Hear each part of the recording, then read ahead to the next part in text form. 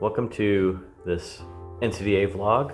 I am Jason Horner, full-time working church musician in the Omaha area.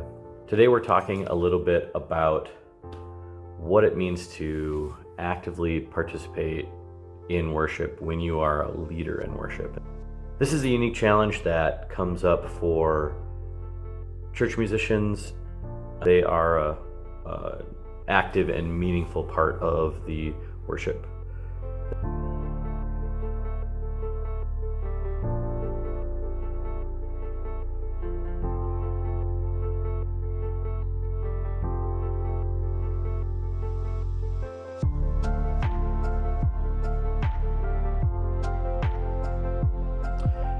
Sometimes you just need to give yourself permission to miss a Sunday, not just because of work or family conflicts, but taking a Sunday that you can be away from your particular setting. Maybe this is vacation. If it is vacation, try and attend another church, maybe a different denomination, or even a religious community outside of what you are used to. Try not to think critically about the worship, but experience it through what is happening. Try and feel their flow of what is going on and earnestly participate. If you have the opportunity to find a Sunday to visit other local churches, either places where you know other worship leaders or other members, maybe you have family connections, this could be an opportunity to also find a way to give yourself more space to actively and earnestly participate in the worship.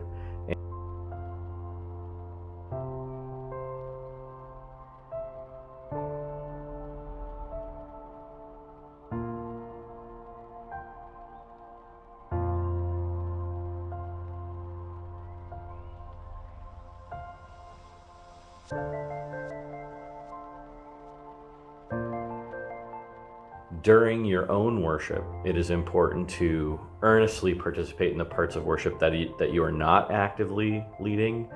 I know this is sometimes hard for me. I'll be thinking about what's coming up next. I'll be thinking about, I've got to do this stop change in this organ piece and I didn't practice it enough. I've got the choir is missing, 3 of my tenors, and all these other things are coming into your mind, right?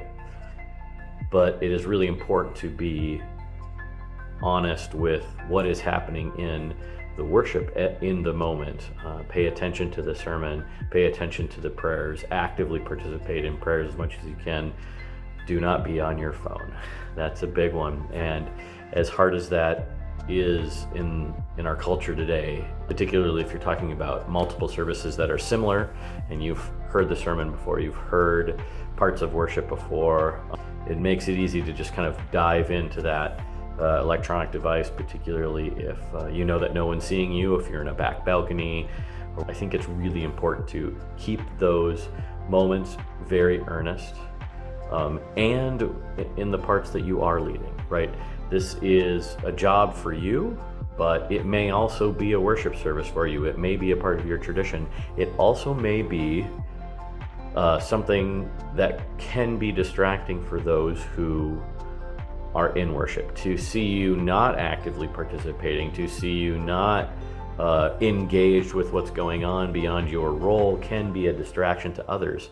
And we never want to inhibit or make it more difficult for others to worship in the way that they have come to accept and know and be a part of, and this is their tradition and this is their space, and if you share it with them, you want to, of course, leave that available for them.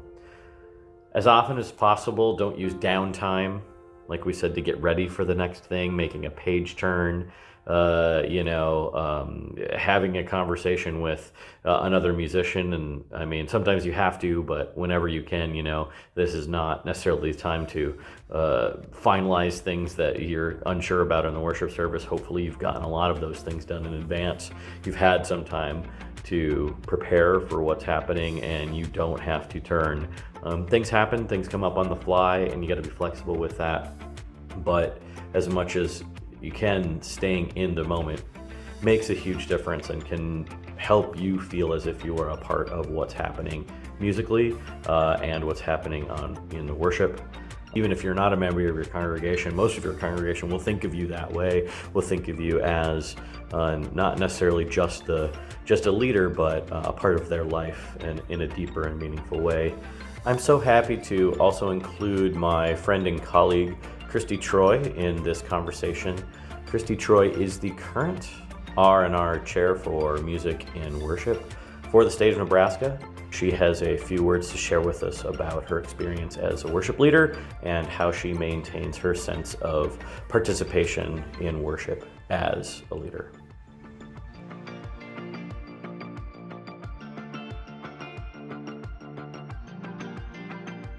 Hello, my name is Kristi Treu, and I'm the Director of Music at Presbyterian Church of the Cross in Omaha. And I've been asked to answer the question, as a music leader, how do I find ways to worship? And as worship music leaders, we know that having that happen during a worship service is pretty much a non-starter. So I find ways both intentionally and unexpectedly to find ways to worship outside of a Sunday morning or Saturday night service. One of the things I try to do daily is do some sort of reading or devotional. I pulled this book out again. I keep going back to it. I love Jesus Calling by Sarah Young. There are all kinds of online Bible apps you can download and open during your morning coffee for about 5 minutes. I also find that hymn texts are a great way to worship.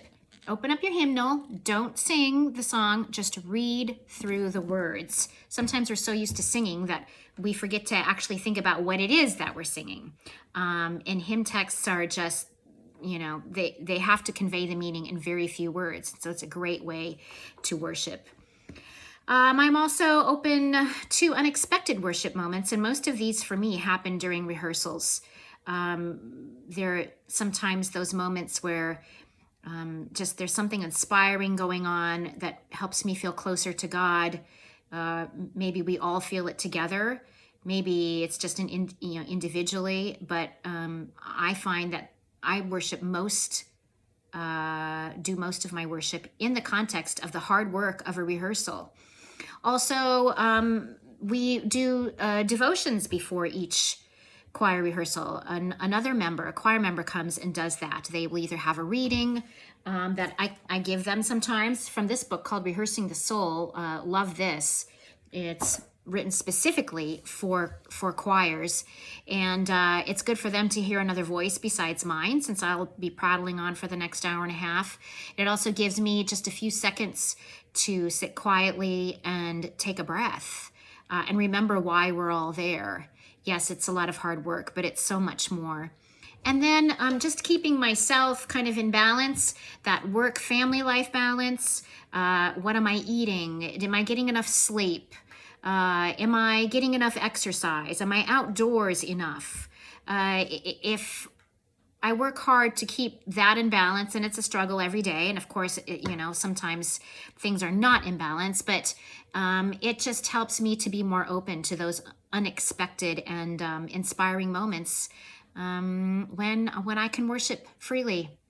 And so those are my thoughts, and I hope that helps you, and I'm looking very forward to hearing other people's perspectives on this. Thank you very much. Take care.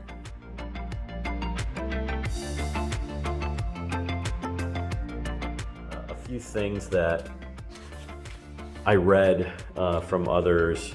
Laziness takes root with the idea that being led by the Holy Spirit means that we do not have to prepare, right? We're good at preparing, but maybe we're not good at preparing ourselves for what we need to be doing actively in worship.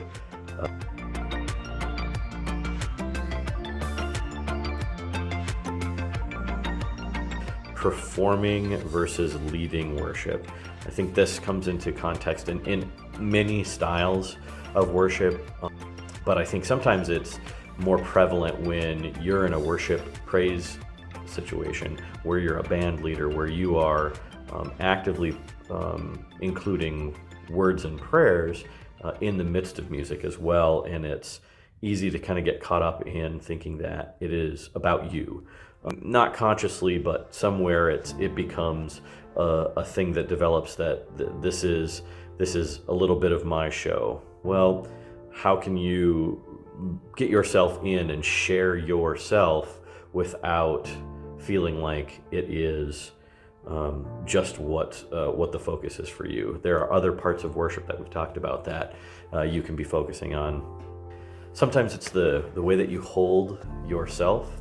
If you're a cantor or if you're a song leader, the more that you do things like crossing your arms or looking down and not looking out, those things, even though they maybe are not as conscious and we may need to make more conscious decisions about them, those can bring everyone out of it. But I also think it can bring you out of it. If you are not in an active position, if your body isn't in an active position of leading, it may be important to kind of reevaluate what you are doing with your body as you're going through a worship service.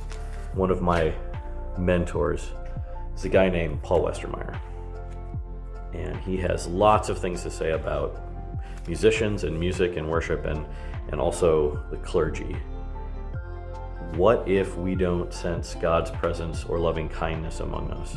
What if we can't fathom that God has done anything for us, or worse, that we think God has deserted us to our enemies? We are not the first people in this quandary. My God, why have you forsaken me?" cried the psalmist in Psalm 22. "Why don't you answer? You are holy, though I am a worm. You took me from my mother's womb.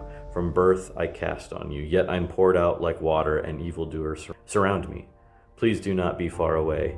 And then, without warning, in the midst of the nightmare, the psalmist switches, of course, to "You have rescued me, and I will praise you." Karl Barth, a Reformed theologian whose deep and detailed writing does not necessarily call to mind musical expressions of praise, but highlights the communal aspect of the praise of God, he virtually made the church's song a praise, a mark of the Christian church. And Barth says that praise of God, which constitutes the community and its assemblies, seek to bind and commit, and therefore to be expressed, to well up, and to be sung in concert. The Christian community sings. It is not a choral society. Singing is not a concert, but from inner maternal necessity it sings. Singing is the highest form of human expression. It is to such supreme expression that vox humana is devoted in the ministry of the Christian community.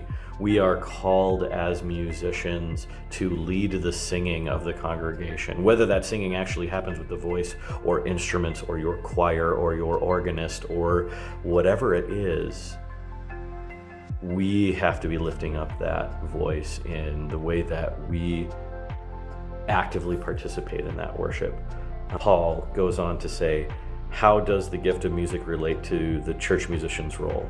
The cantor is the steward of God's gracious gift of music. Since this gift is so powerful, the steward receives a tremendous power as deputy.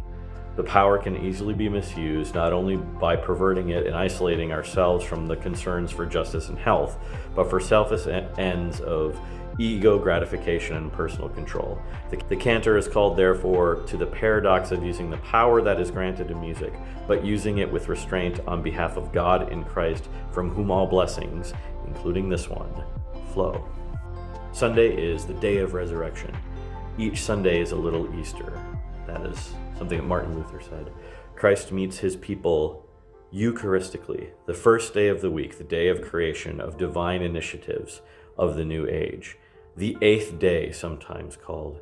Christ breaks out of time and history into his kingdom and lifts humanity into an eternal dimension. It is the Lord's Day, the day on which Christ appears in glory and indicates the end time has begun, and the day when Christ manifests his messianic powers. Growth for the cantor does not, in the final analysis, concern anything we do. It is receiving God's grace again and again. And that may be something that you believe, it may be something that you struggle with, or it may be something that you're still working towards understanding in your particular tradition.